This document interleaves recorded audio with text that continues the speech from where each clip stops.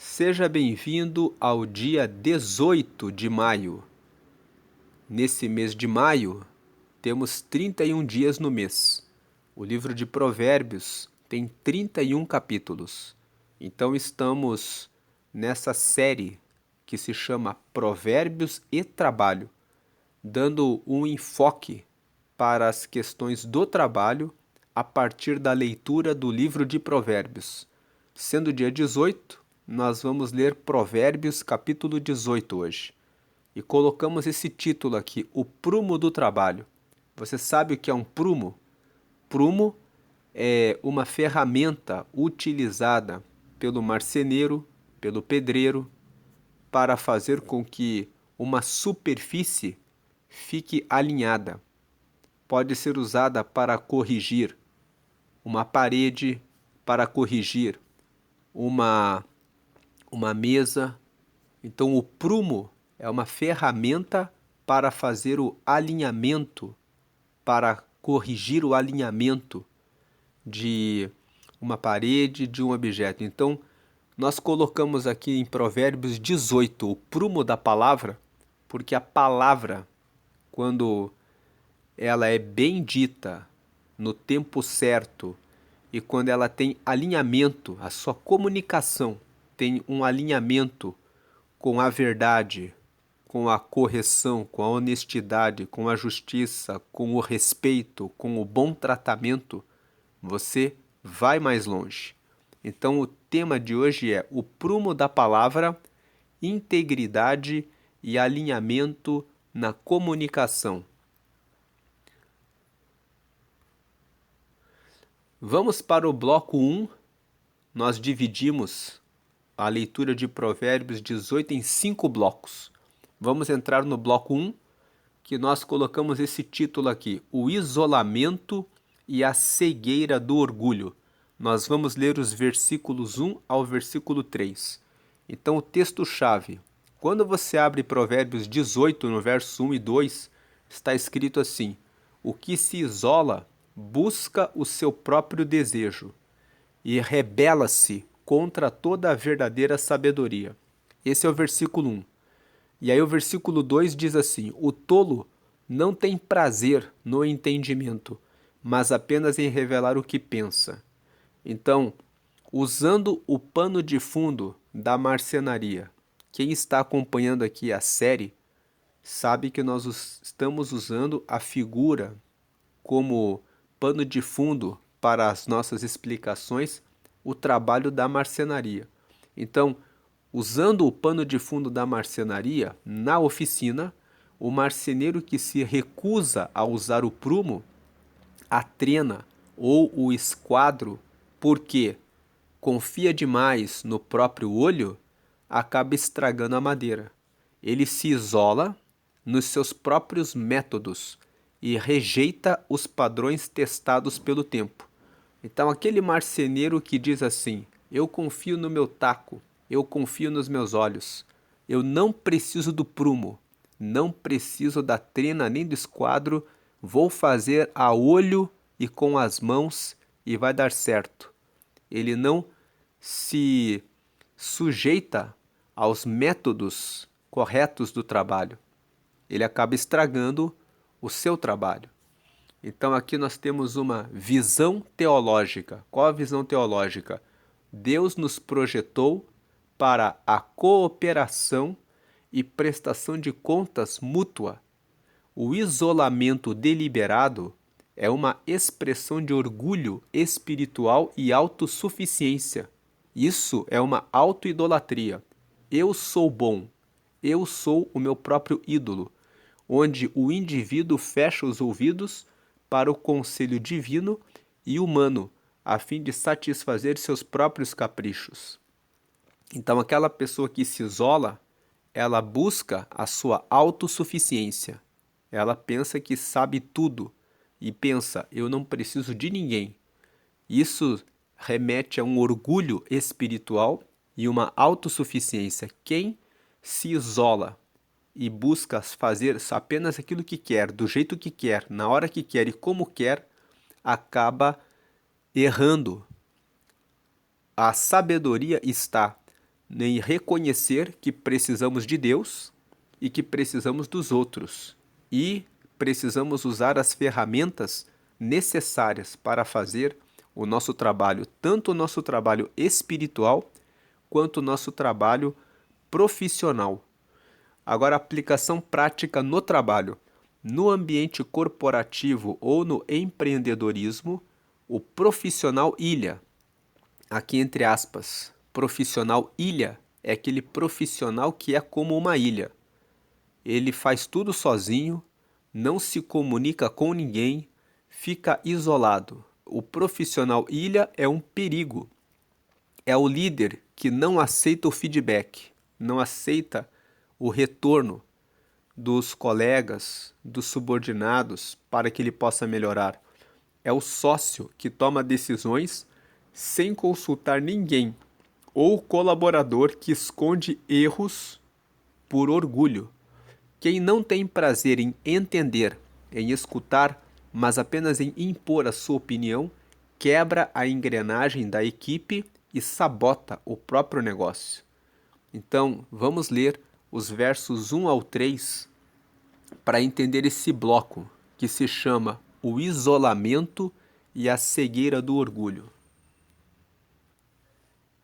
Entrando diretamente no texto bíblico, Provérbios 18, verso 1, busca seu próprio desejo aquele que se separa. Ele insurge-se contra a verdadeira sabedoria. Aquele que se isola, aquele que se separa do grupo, ele busca apenas o seu próprio desejo. Ele busca fazer as coisas do seu próprio jeito. Ele não quer saber a respeito do coletivo, da equipe. Ele não se importa em perguntar as coisas a Deus e perguntar as coisas aos colegas, aos sócios, aos colaboradores, aos líderes, aos chefes, aos supervisores. Então ele insurge-se, ou seja, ele se levanta contra a verdadeira sabedoria. A verdadeira sabedoria está em conversar com Deus, colocar Deus à frente dos planos e também conversar com conselheiros, com aquelas pessoas que têm mais experiência, que podem trazer ensinamentos para colocar em prática no seu negócio, na sua atividade, na sua tarefa. A verdadeira sabedoria está em verificar se o trabalho que está sendo feito está de acordo com os padrões mínimos de qualidade. E você consegue saber isso conversando com as pessoas, trabalhando em equipe, participando das reuniões, conversando, querendo saber o retorno do cliente, se ele está satisfeito, se ele não está satisfeito. É aquela pessoa que presta atenção quando coloca aquela ficha no final para que aquela pesquisa de satisfação do cliente. Ele lê esses documentos, verifica onde estão os gargalos, as reclamações e o que pode melhorar. Agora o verso 2. Não toma prazer o tolo no entendimento, senão em que se descubra o seu coração. O tolo não tem prazer em entender as coisas, ele só quer que as pessoas escutem o que ele quer falar. O prazer dele é que se descubra o seu coração. Ele quer ser ouvido, quer dar as suas opiniões, e ele fala, o melhor é fazer assim, o melhor é fazer assado. E ele quer que as pessoas aceitem o que ele está dizendo, ao invés dele checar os resultados, ao invés dele checar as informações, os dados, as respostas, de colher informação com base no que os clientes disseram nas pesquisas de satisfação. Agora, o sábio, ele tem prazer no entendimento, entender o processo do trabalho, entender, usando a metáfora, a comparação do marceneiro, usando o esquadro, o prumo, a trena, para fazer as coisas de forma exata. Agora o verso 3. Vindo o ímpio, vem também o desprezo, e com a ignomínia a vergonha. Quem é o ímpio? O ímpio é o que se isola. O ímpio é o que é arrogante. orgulhoso, não escuta ninguém. Ele pratica o caminho errado. Quando ele vem, o ímpio, vem também o desprezo.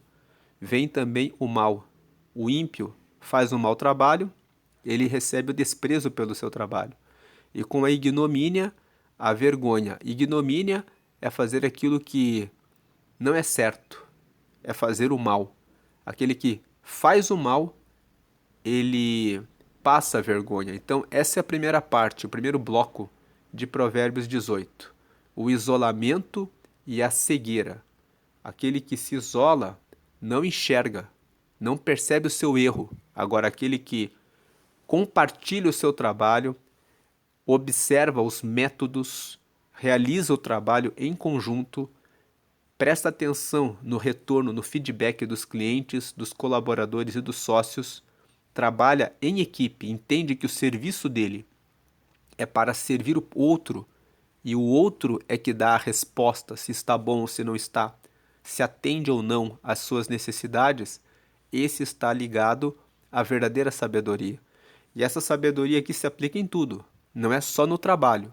Nós estamos falando de provérbios e trabalho nesse mês, mas dentro de casa, a pessoa que se isola no seu quarto para assistir apenas o seu programa de televisão, que quer apenas ver o celular, que interessa as coisas que interessam somente a ela, a pessoa que não compartilha momento junto em família. É muito importante que dentro de casa se valorize a experiência da mesa, de todos terem uma refeição juntos, olhando, olho no olho, uns dos outros, os pais, os filhos, o marido com a esposa com o marido.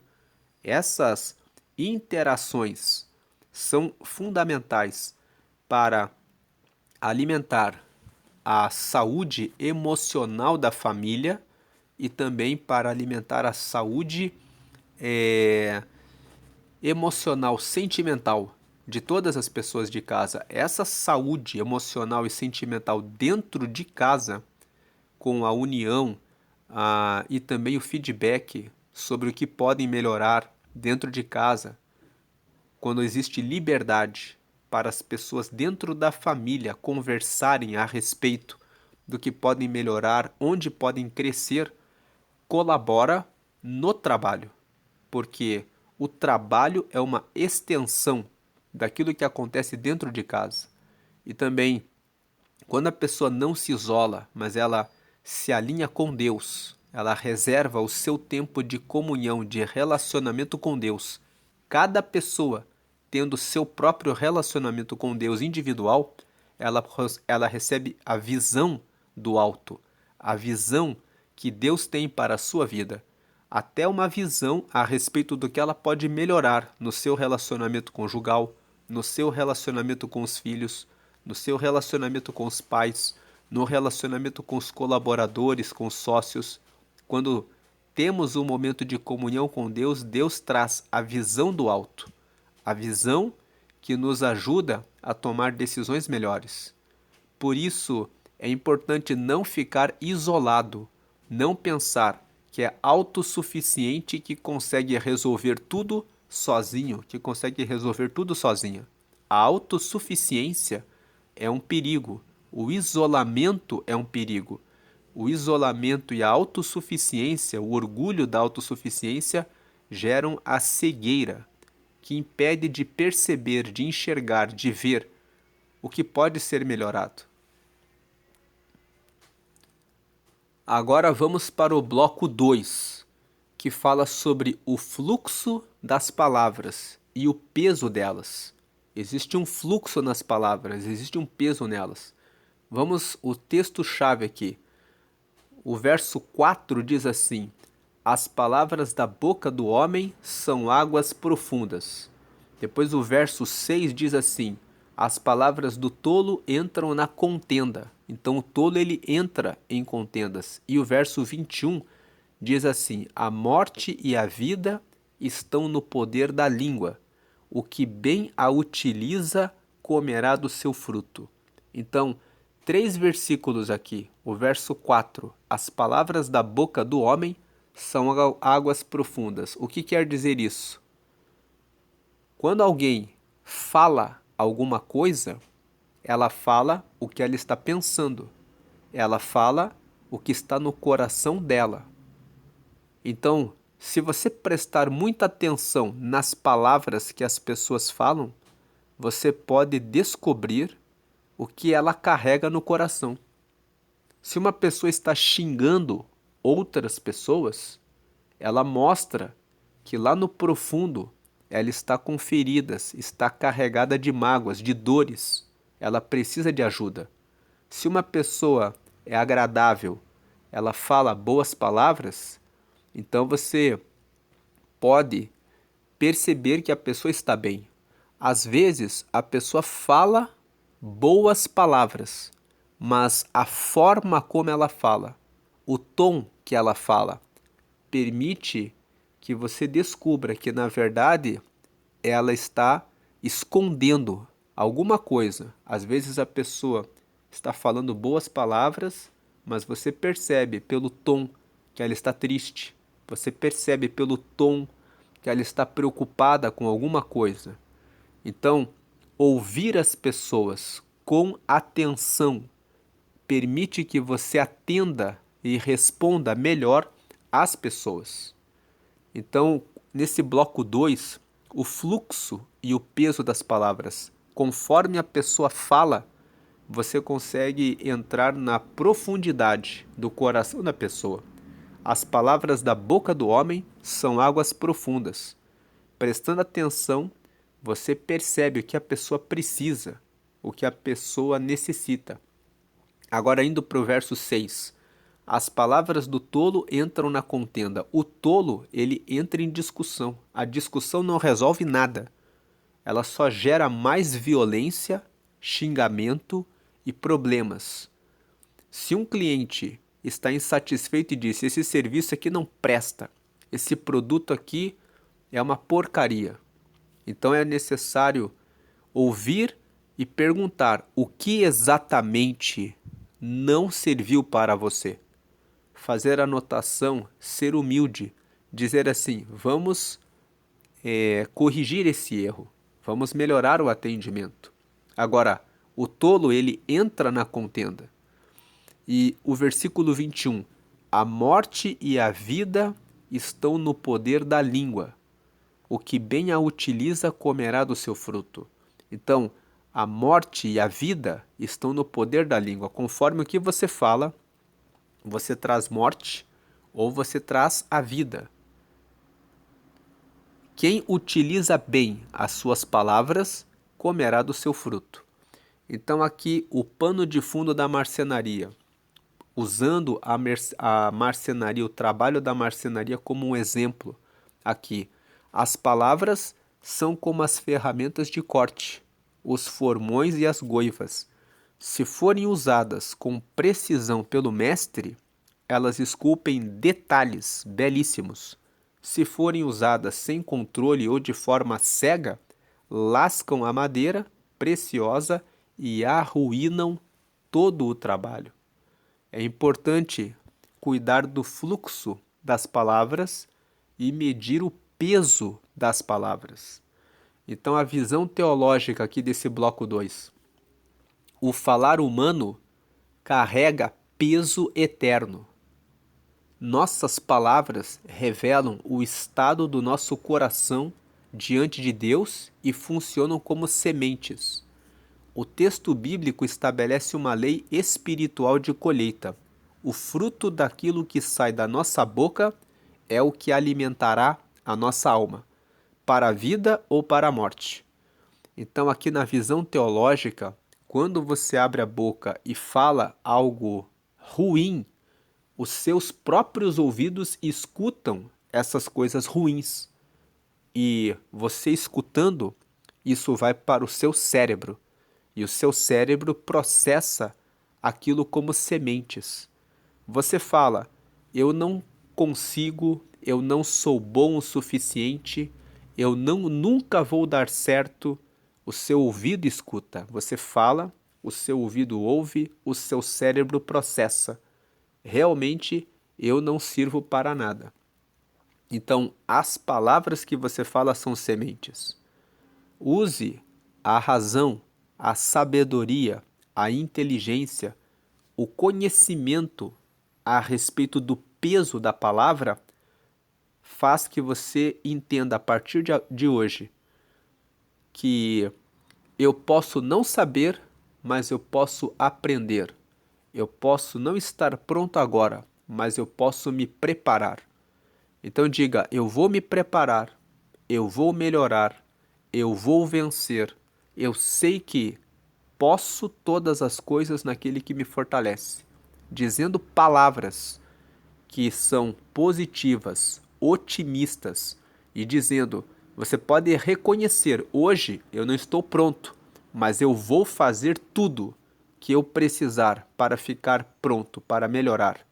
E isso vai trazer ânimo, vai trazer força para você mesmo, para você mesma. Isso em relação a você, mas em relação a como você fala com as pessoas, o que eu vou dizer para o meu pai, para minha mãe, para minha esposa, para o meu filho, para minha filha. Como eu vou falar com o cliente? Então, essa visão é importante. Uma aplicação prática no trabalho aqui na tela é que a fofoca de corredor, aquela rádio, a rádio peão e as palavras ásperas, funcionam como cupins em uma estrutura. Destroem a cultura da empresa de forma silenciosa. Aquela pessoa que fica fofocando, falando de um, falando de outro, aquilo vai criando dores, feridas no coração das pessoas, criando é, rixas que não se resolvem dentro da empresa.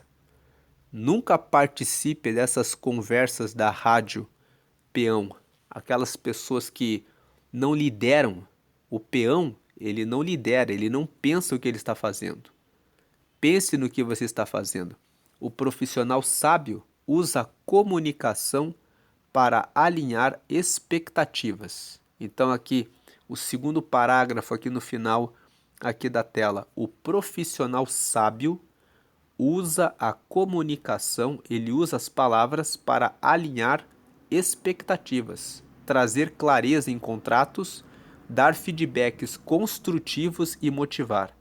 Já a mentira ou a fofoca destroem casamentos profissionais e parcerias comerciais legítimas. Fuja de mentira, de fofoca, de contenda, de usar as palavras de forma negativa, de usar palavras de forma ruim, de usar palavras indevidas, inadequadas.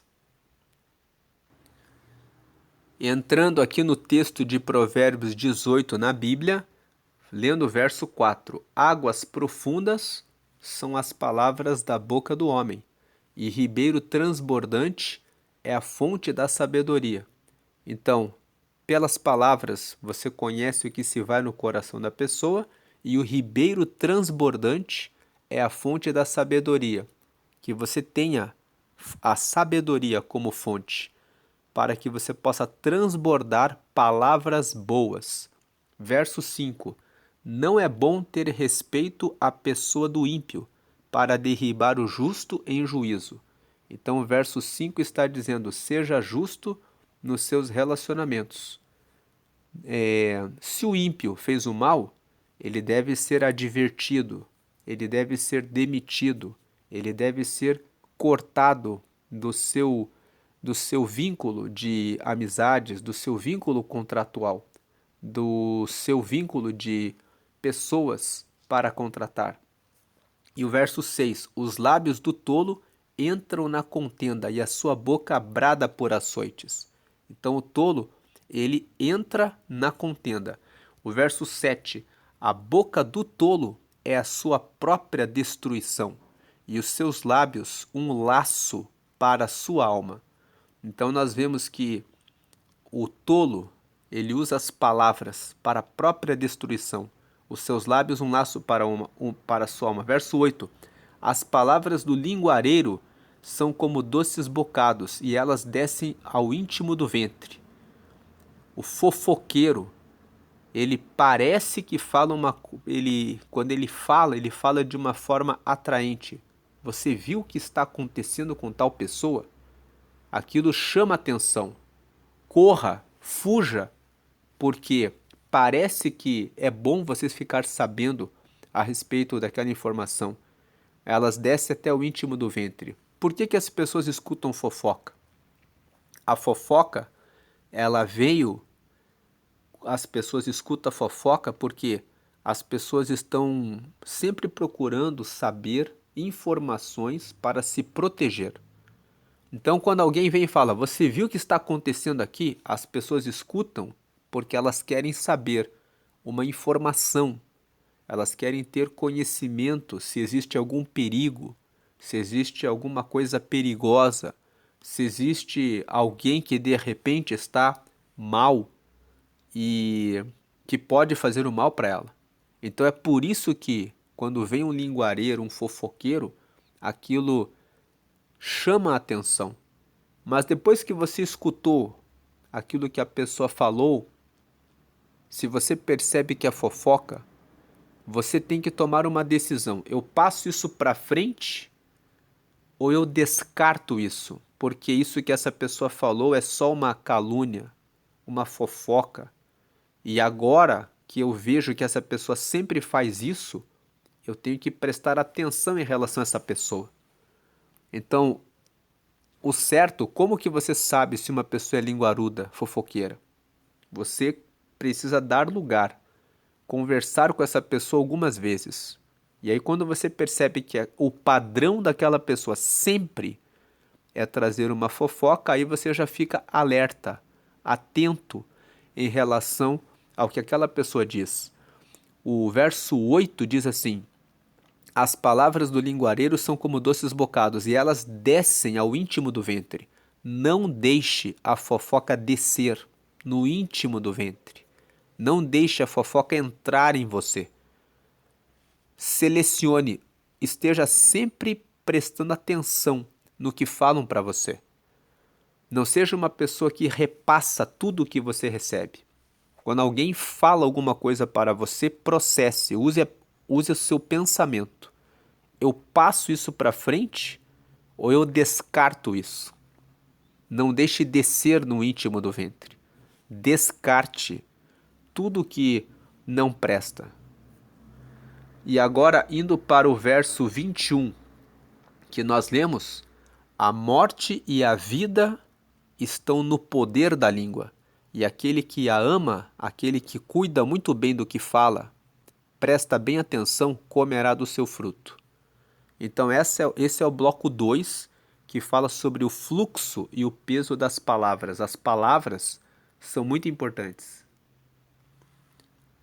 Agora vamos para o bloco 3, que fala sobre o perigo da negligência profissional.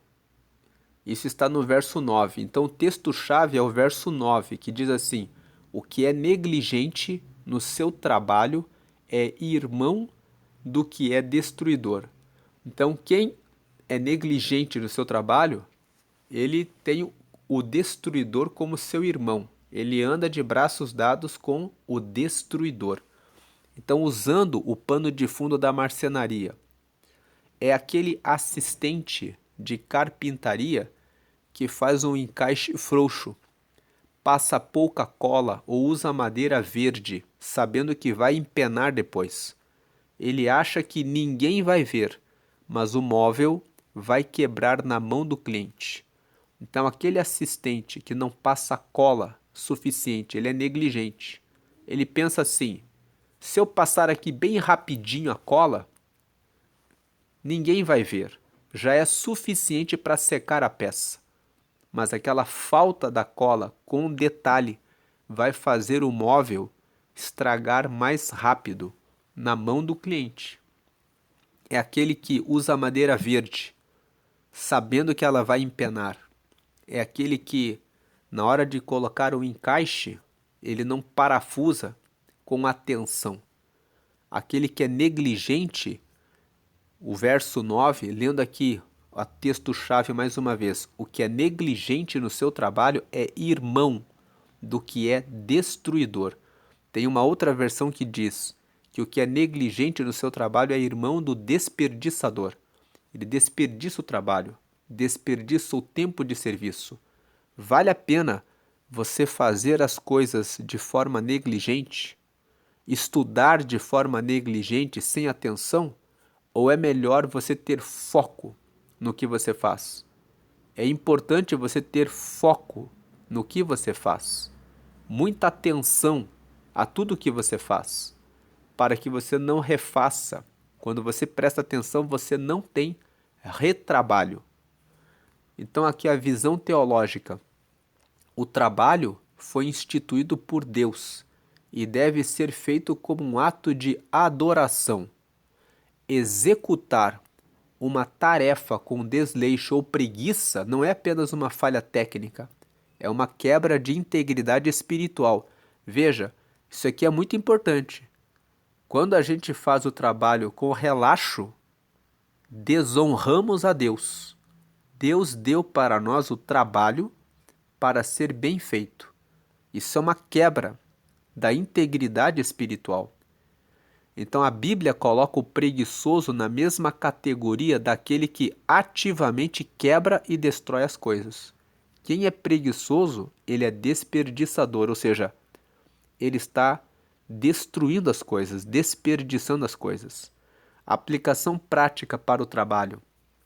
Negligência é o retrabalho, o prazo perdido por desatenção, o produto entregue sem controle de qualidade ou o serviço prestado de qualquer jeito. No mercado de trabalho, a falta de excelência queima sua reputação tão rápido quanto uma fraude deliberada. Fazer o trabalho mal feito é destruir o patrimônio do cliente e a sua própria carreira. Então, procure ter integridade. Integridade vem de íntegro. Íntegro significa por inteiro, por completo. Entregue-se por completo para fazer o melhor. Se você dá lugar à preguiça, à negligência, isso é uma quebra, um rompimento com o seu relacionamento com Deus. Deus deu o trabalho para fazermos bem feito o trabalho. Voltando aqui na Bíblia, em Provérbios, capítulo 18, então nós vamos ler o verso 9. Também o negligente na sua obra é irmão do desperdiçador. Então aquele que é negligente na sua obra, no seu trabalho, ele é irmão do desperdiçador. Agora veja o verso 10. Torre forte é o nome do Senhor. Para ela correrá o justo e estará em alto retiro. Quando acontece algo no caminho inesperado que traz alguma aflição, preocupação, alguma angústia, ansiedade, aquele que é justo, aquele que está com Deus, ele vai buscar na torre forte. A torre forte é o nome do Senhor. Então, se no meio do caminho tem acontecido alguma coisa que você precisa de ajuda e não encontra em ninguém, olhe para cima, busque no nome do Senhor o socorro. Ele é o seu alto retiro. Vamos para o bloco 4 agora. A falsa segurança econômica e a verdadeira fortaleza. Vamos ler os versos 10 ao verso 12. Nós acabamos de ler o verso 10. O texto-chave, no verso 10, diz: Torre forte é o nome do Senhor. Para ela corre o justo e está seguro. Aí o verso 12, o verso 11 diz assim: Os bens do rico são a sua cidade forte, e na sua imaginação como um alto muro. E o verso 12 diz assim: Antes da ruína eleva-se o coração do homem, e diante da honra vai a humildade. Esses são os versos 10, 11 e 12. Então, nesses versículos, nós aprendemos em relação ao trabalho que não devemos ter a nossa segurança em nós e não devemos ter a nossa segurança em nossas riquezas. Porque os ricos muitas vezes confiam nas suas riquezas. Eles pensam assim: como eu tenho riqueza, eu tenho segurança. Muitas vezes o rico olha para a sua fazenda, para as suas coisas, como se aquilo fosse a sua absoluta segurança. Mas, e muitas vezes ele entra num orgulho, pensando assim: eu tenho segurança. Mas na realidade, a nossa segurança está em temermos a Deus, no temor ao Senhor. Por isso que esse bloco 4 fala da falsa segurança econômica. É uma falsa segurança. Nós, quando você estuda história das empresas, você vê que muitas empresas que eram muito bem sucedidas por vários e vários anos, de repente quebraram, porque veio algo novo no mercado que elas não acompanharam. Então a verdadeira segurança, a verdadeira fortaleza, somente Deus, o nome do Senhor, continua sempre e eternamente forte. Agora, o pano de fundo da marcenaria é construir uma oficina luxuosa, comprar as máquinas mais caras importadas, mas não ter a técnica correta nem a fundação firme no chão. Na primeira tempestade, o teto desaba porque a estrutura era frágil, apesar de parecer imponente por fora.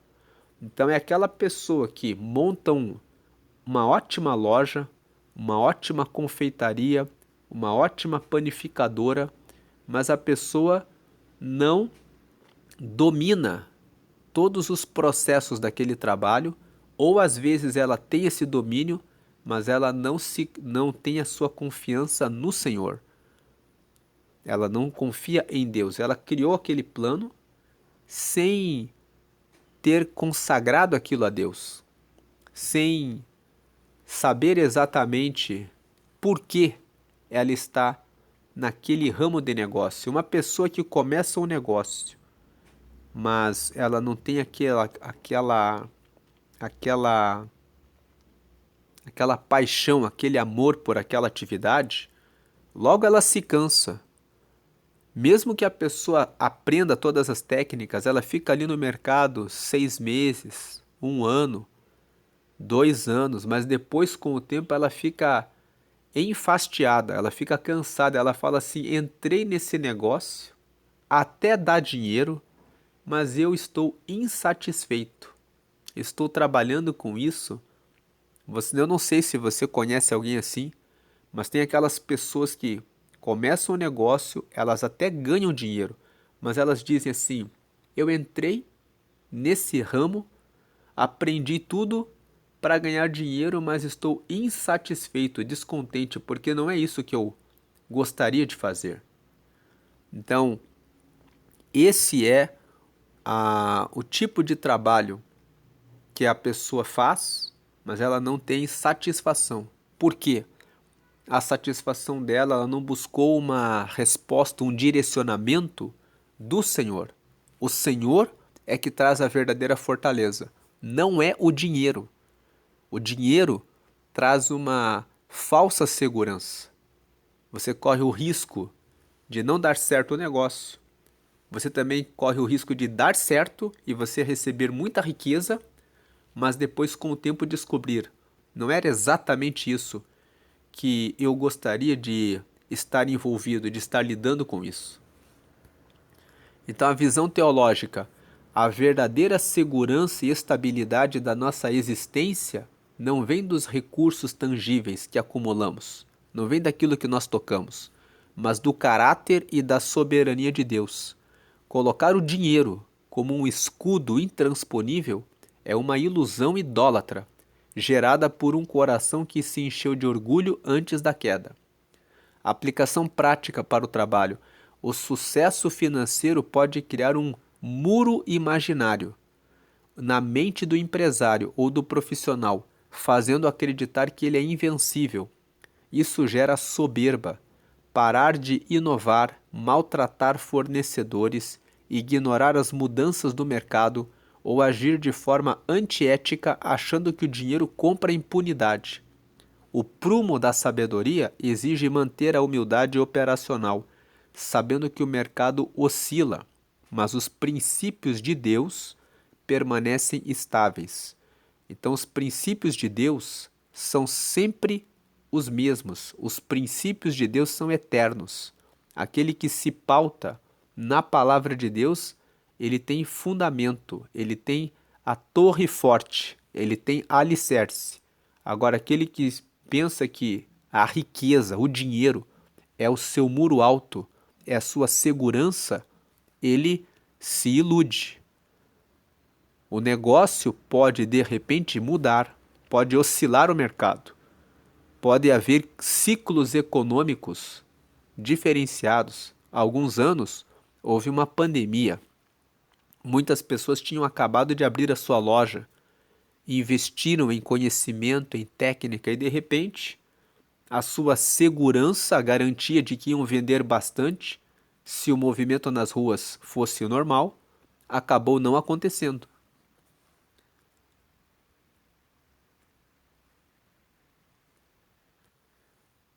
Entrando aqui no texto bíblico, Provérbios 18, verso 10, nós já tínhamos lido, vamos reler agora. Torre forte é o nome do Senhor, para ela correrá o justo e estará em alto retiro. 11. A fazenda do rico é sua cidade forte, e como um muro alto na sua imaginação. Então, aquele que tem a sua marcenaria, a sua padaria, o seu restaurante, a sua fazenda, a sua empresa de marketing, a sua agência de marketing, a sua loja que vende eletrodomésticos, a sua empresa, aquele que tem a fazenda do rico é a sua cidade forte. Ele pensa, é aqui que está a minha segurança. E é como se fosse um muro alto na sua imaginação. Então, aquele que se afasta de Deus, o verso 10 e o 11 fazem um contraste. O justo, ele tem o nome do Senhor como sua torre forte. O rico, aquele que tem bastante riqueza, bastante dinheiro, ele tem a sua segurança na sua empresa. E na imaginação dele, aquilo ali é forte. A segurança dele está no dinheiro, na sua riqueza. Mas o verso 10 está dizendo, o justo, ele não tem a sua torre forte no dinheiro. Ele até pode ter uma boa empresa, mas ele confia no Senhor. E o verso 12, antes de ser quebrantado, eleva-se o coração do homem, e diante da honra vai a humildade. Aquele que confia na sua fazenda, na sua empresa, e depois fica carregado, soberbo, arrogante, cheio de orgulho, ele esquece de inovar, de aprender novos processos. Então, antes dele ser derrubado, dele ser quebrantado, o coração dele se eleva. Aquele que cai no orgulho de achar que já está tudo certo e já está tudo bem, que não precisa continuar progredindo, continuar evoluindo, continuar estudando, continuar ativo no mercado, escutando os clientes, atento às mudanças que estão ocorrendo, ele acaba quebrando. Antes de ser quebrantado, eleva-se o coração do homem, e diante da honra, a honra de continuar no mercado, vai a humildade. Diante da honra de continuar, vai a humildade. Agora vamos para o bloco 5, imparcialidade nas decisões e alianças reais. Nós vamos ler os versos 13, depois o 17, o 18 e o 19 e depois o verso 24. Aqui apresentamos o texto-chave. O que responde antes de ouvir comete estultícia. Estultícia significa tolice. Então, o que responde antes de ouvir comete tolice, que é para a vergonha. Esse é o verso 13. Depois, o que pleiteia sua causa primeiro parece justo, até que vem o outro e o examina. E depois o 24. Há amigos mais chegados do que um irmão. Então, o pano de fundo da marcenaria é o processo de fazer um encaixe. Quando nós colocamos aqui o pano de fundo da marcenaria, nós estamos usando a marcenaria como pano de fundo para a meditação em provérbios e trabalho. Então, fazendo uma comparação com a marcenaria, é aquele processo de fazer um encaixe de respiga e fura. Para as duas peças de madeira se tornarem uma bancada firme que aguenta toneladas, o corte precisa ser milimetricamente testado e ajustado de ambos os lados. Se você só medir um lado, as peças nunca vão se unir perfeitamente. Então aquela respiga, aquela fura é quando você coloca uma peça junto com a outra. Numa peça tem existe um encaixe ali. No lado de uma peça tem um lado, no lado da outra peça tem o outro lado e as duas têm um encaixe perfeito. Então aquele que vai na marcenaria, quando ele está fazendo aquele encaixe, ele precisa observar detalhadamente, milimetricamente aquele encaixe, para que a bancada fique firme. Então, na hora de tomada de decisões, esse bloco 5 aqui fala de imparcialidade nas decisões. Não importa se a pessoa é amigo, se é uma pessoa que é muito legal, é muito simpática. Se a pessoa é muito legal, é muito simpática, mas ela vem e propõe um desvio, um pequeno desvio. Ela fala assim: se você fizer só um pouquinho aqui, ó, só um detalhezinho para mim, não vai dar nada. Se você abre mão da imparcialidade, imparcialidade é não tomar parte, não tomar lado de ninguém. É fazer aquilo que tem que ser feito. Então a imparcialidade nas decisões é importante. Da mesma forma como o marceneiro, ele não pode desviar nem 1 milímetro na respiga e no furo para que a bancada fique perfeita. Aquele que está nas relações comerciais precisa ser imparcial. E então o bloco 5 aqui fala de imparcialidade nas decisões. Seja imparcial nas decisões e faça alianças reais. Quem são os seus sócios? As pessoas que você vai trazer para ficar perto de você. Com quem você vai fazer aliança. Com quem você vai estabelecer uma aliança verdadeira. Que você sabe que pode contar com aquela pessoa. Então você precisa ser no tratamento com as pessoas, nas respostas que você dá. Você precisa ser imparcial nas decisões. Não é porque a pessoa é legal, é simpática, que você vai dizer assim: ah, então eu vou abrir uma mão aqui, vou deixar passar aqui alguma coisa. É preciso ser imparcial e cuidar das alianças, com quem você faz aliança. Então aqui, a visão teológica: Deus é o justo juiz, que exige verdade e equidade em todas as relações. Julgar uma questão de forma apressada ou parcial viola o mandamento do amor e da justiça. Você não pode favorecer um e desonrar o outro. Você tem que julgar todos com justiça e com verdade. Além disso, o texto aponta para o valor de alianças leais, relacionamentos de aliança que refletem a fidelidade de Cristo. Cristo, ele é fiel. Ele promete, ele cumpre, ele deu a vida dele por nós. Então, as alianças têm que ser alianças reais, com pessoas que realmente estão com você. Aplicação prática no trabalho. Como líder ou gestor, nunca tome decisões escutando apenas uma versão de um conflito interno, seja uma briga entre colaboradores, um problema com o fornecedor ou uma reclamação de cliente. Investigue, ouça o contraditório e traga o nível da imparcialidade. Nível, você sabe que na marcenaria e também no trabalho do pedreiro existe uma ferramenta que se chama nível, que você coloca para acertar, para nivelar a madeira ou para nivelar o piso. Então ele está dizendo aqui: ouça o contraditório e traga o nível da imparcialidade. No campo dos negócios, ter milhares de contatos superficiais, networking de interesse, não te salva na crise. Ou seja, ter aqueles relacionamentos com aquelas pessoas que são não estão com você de verdade. Não resolve o seu problema, não ajuda você na crise. O que te sustenta são poucas e profundas parcerias de negócios baseadas em valores inegociáveis e lealdade mútua.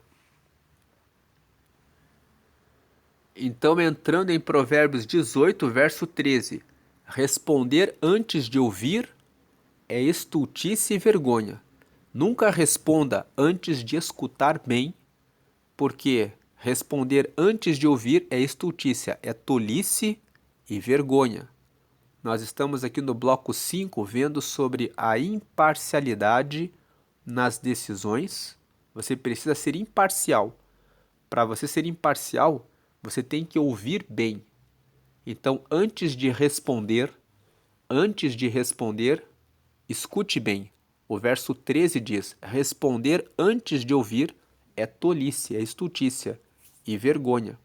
Aí nós lemos o versículo 17 até o 19. O que primeiro começa o seu pleito, justo parece, mas vem o seu companheiro e o examina. E aí o verso 18. A sorte faz cessar os pleitos e faz separação entre os poderosos. E o 19. O irmão ofendido é mais difícil de conquistar do que uma cidade forte, e as contendas são como ferrolhos de um palácio. Então aqui nesses versos 17, 18 e 19, ele está dizendo, o 17, o que primeiro começa uma discussão, começa um pleito, parece que é justo. Mas vem o seu companheiro e o examina. Vem o outro e examina tudo o que ele falou, para dizer se aquilo é verdade ou não é. Então, antes de você acreditar no que falam para você, abra o contraditório. Escute o que o outro tem a dizer. Investigue todos os detalhes antes de tomar uma decisão, para que você seja imparcial. Agora o verso 18. A sorte faz cessar os pleitos e faz separação entre os poderosos. O verso 18 está dizendo, até mesmo entre os poderosos ocorrem pleitos, ocorrem discussões, ocorrem dúvidas a respeito de como resolver um problema. E muitas vezes os poderosos usam a sorte. Eles usam algum método. A sorte faz cessar os pleitos. De repente a sorte é, vamos entrar com um processo na justiça e deixar a sorte para ver o que o juiz vai decidir. Então, até os poderosos, a sorte faz cessar para os pleitos e faz separação entre os poderosos. Então, até os poderosos ficam divididos, ficam separados em relação a muitas questões. O verso 18 está dizendo, no negócio, no dia a dia, tem conflito, tem coisa que precisa ser resolvida. Então você precisa escutar muito bem os dois lados antes de tomar uma decisão. E tem situações que até os poderosos não conseguem resolver. E aí eles lançam a sorte. Muitas vezes o lançar a sorte é colocar um processo na justiça e deixar para ver o que o juiz vai decidir. Agora o 19. O irmão ofendido é mais difícil de conquistar do que uma cidade forte. Então, procure evitar os conflitos. Conflito, pleito, sempre tem, mas se você pode evitar, é melhor evitar. E as contendas são como ferrolhos de um palácio. Quando ele fala que as contendas são como ferrolhos de um palácio, você sabe que os ferrolhos, aqueles ferros que sustentam as portas de um palácio, são muito fortes, elas trancam o palácio. Quem entra em contenda acaba gerando divisão, que pode gerar uma separação para sempre com aquele cliente, com aquele contato, com aquele outro empresário, aquele outro sócio, aquele outro colaborador. Então, antes de ofender alguém, antes de falar sem pensar a respeito de alguma coisa, pense e avalie bem a questão. Procure sempre ser imparcial nas decisões. Procure ser imparcial nas decisões para que você não ofenda ninguém, sendo injusto com ninguém. E aí o verso 24 diz assim: o homem que tem muitos amigos pode congratular-se, ou seja, pode ficar feliz. Porque se ele tem muitos amigos, ele tem muito apoio, mas amigos de verdade, amigos que realmente são alianças reais. Esse bloco 5 fala de imparcialidade nas decisões e alianças reais. Tem que ser uma aliança real, mas há amigo mais chegado do que um irmão. Então, às vezes, tem amigos que são mais, que você pode ter mais aliança com ele do que às vezes com o próprio irmão. O verso 24 está dizendo: valorize os relacionamentos, as alianças reais. Com isso, nós chegamos ao término da meditação em Provérbios 18, o prumo da palavra, a integridade e o alinhamento da comunicação.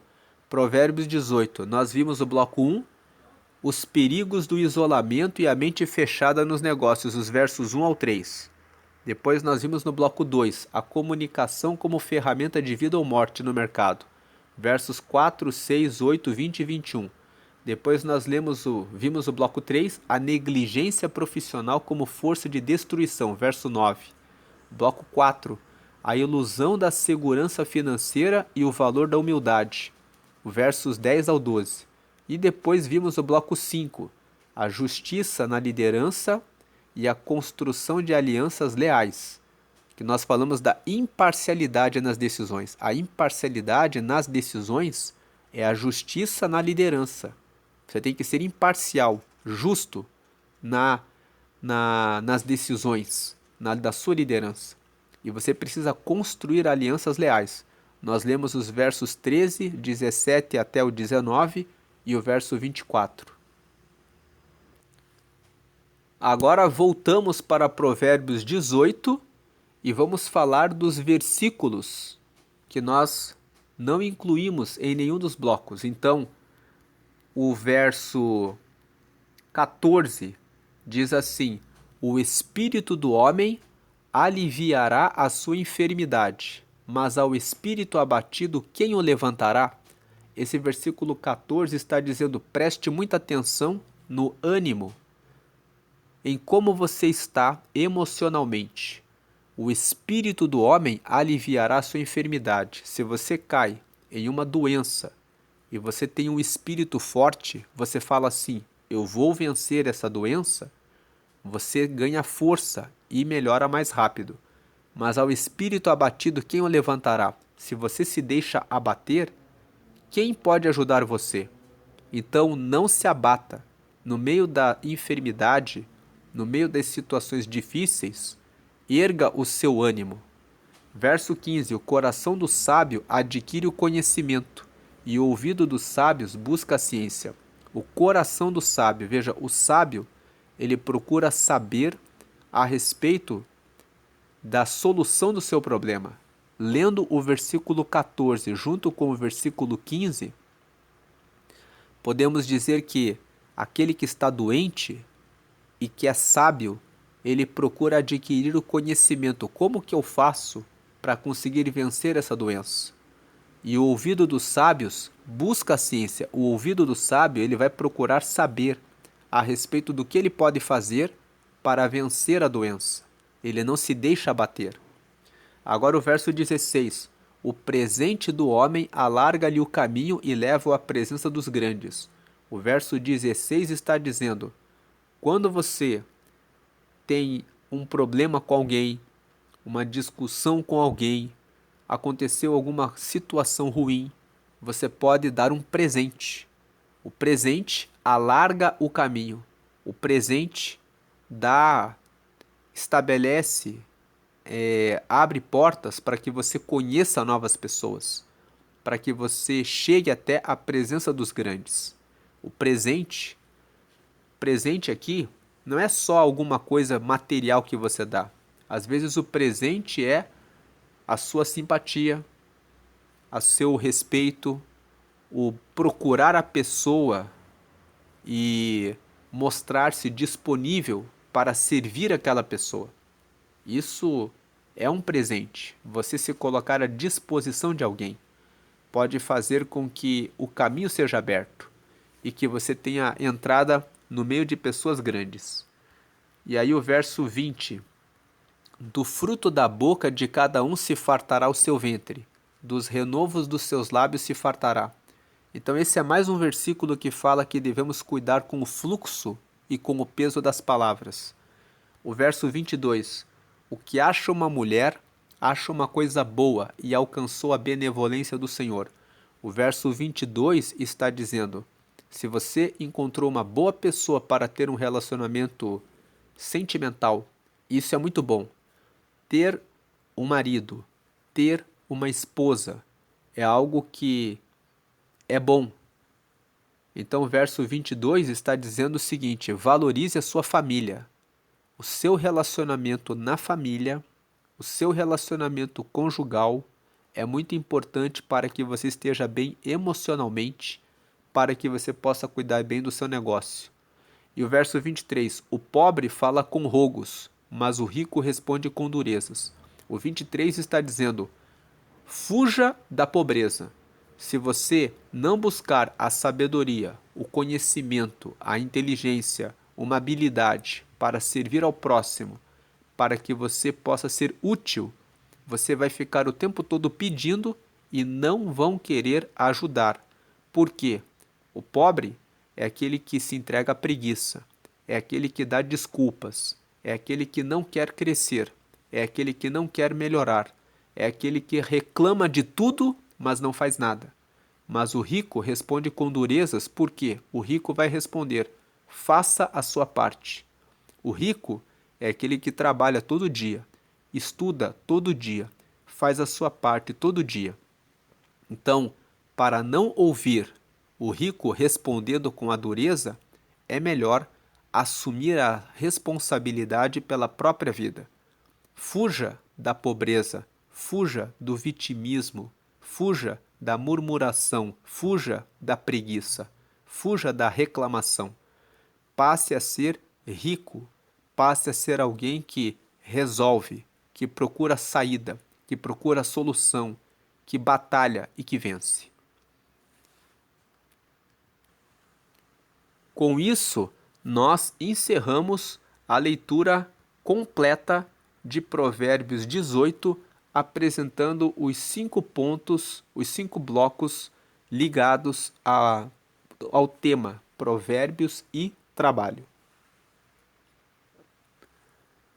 Convido você que não acompanhou os outros capítulos a acessar a playlist Provérbios e Trabalho, que vai ficar aqui no canto superior direito do vídeo. Clicando nesse link, você vai ter acesso aos capítulos anteriores de Provérbios e convido você a acompanhar as próximas leituras, do capítulo 19 até o capítulo 31, encerrando essa série de Provérbios e Trabalho, que vai meditar nos 31 capítulos de Provérbios dentro desses 31 dias desse mês de maio. Deus abençoe a sua vida grandemente, amém, e graças a Deus, amém.